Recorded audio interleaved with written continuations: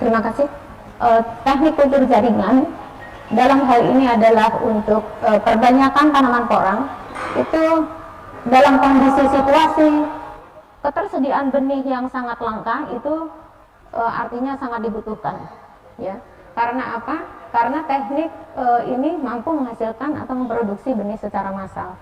Nah, bagaimana teknik ini dilakukan? Yaitu adalah dengan cara mengisolasi. Bagian tanaman itu ada yang berupa sel telanjang atau disebut protoplas, yaitu yang tidak berdinding sel. Juga ada sel itu sendiri, kemudian kumpulan dari sel yang memiliki struktur dan fungsi yang sama, yaitu jaringan, kemudian organ. Nah, inilah yang diisolasi secara aseptis di dalam botol, jadi atau dalam wadah yang steril, ditumbuhkan menjadi tanaman utuh. Nah, istilahnya itu adalah disebut plantlet. Plant itu tanaman, let itu kecil, ya. Jadi tanaman mungil di dalam botol. Nah, demikian untuk perbanyakan tanaman porang ini, aplikasi teknik kultur jaringan ini sangat akan membantu untuk produksi benih secara massal. Oke, jadi itu tadi tahapan demi tahapannya ya, bagaimana akhirnya kultur jaringan ini bisa diterapkan untuk bisa memproduksi benih-benih baru dari tanaman porang. Tapi kalau ini deh Mbak Ika, masyarakat itu kan udah terbiasa sama istilah cloning gitu ya, maksudnya memperbanyak gitu. Apakah teknologi kultur atau teknik kultur jaringan ini banyak mengambil dengan teknik cloning tersebut? Apa yang lebih umum gitu istilahnya di masyarakat? Iya. Jadi sebetulnya kalau untuk cloning itu istilahnya ya istilah umum masyarakat awam ya. Yang lebih tepat mungkin disebut sebagai clonal propagation atau perbanyakan klonal. Nah, perbanyakan klonal itu adalah perbanyakan dari jaringan somatik, bukan jaringan gametik. Jaringan somatik itu adalah yang akan sesuai dengan induk asalnya. Nah, kalau jaringan gametik itu tadi seperti melalui biji itu, maka dia ketika ditumbuhkan maka akan terjadi keragaman. Nah, pada perbanyakan tanaman secara massal tentunya kita mengharapkan itu seragam, sehingga perbanyakan menggunakan clonal propagation. Nah, itu mungkin masyarakat awam menyebutnya lebih mudah dengan kata-kata cloning. Oke, baik Kak. Mungkin kalau selain dengan teknologi kultur jaringan ini, ada teknik lain lagi nggak sih yang bisa digunakan untuk pembenihan ataupun pembibitan dari porang? Untuk tanaman porang, untuk saat ini ya, kalau menggunakan teknik kan ada dua, perbanyakan secara konvensional, kemudian yang satu adalah secara bioteknologi, dalam konteks ini adalah kultur jaringan.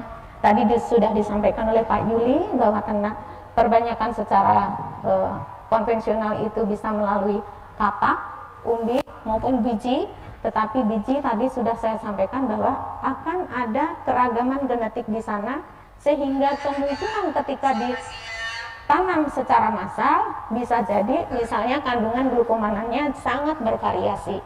Nah, dengan aplikasi teknologi kultur jaringan, maka diharapkan nanti benih yang diproduksi itu bisa selain cepat, kemudian jumlahnya banyak atau dalam skala massal, dan kemudian bisa seragam, bebas hama dan penyakit, dan yang tidak tergantung kepada musim ya. Kalau katak itu diproduksi musim tertentu, kemudian setelah itu mengalami dormansi.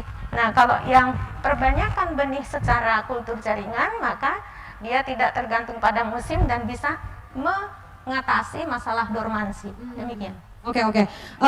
Ada satu pertanyaanku yang tertinggal tadi. Biasanya kan kalau kita pembibitan itu kan kita fokus sama milih tanaman induknya. Iya. Sebaiknya yang seperti apa. Lalu juga biasanya kan kalau orang bercocok tanam itu yang repot adalah proses aklimatisasinya tuh. Bagaimana dia bisa beradaptasi dengan media tanam dan lingkungan barunya. Itu sebetulnya teknis yang benar dan mudah dimengerti ya mungkin ya sama para petani itu sebaiknya seperti apa sih, Baik ya?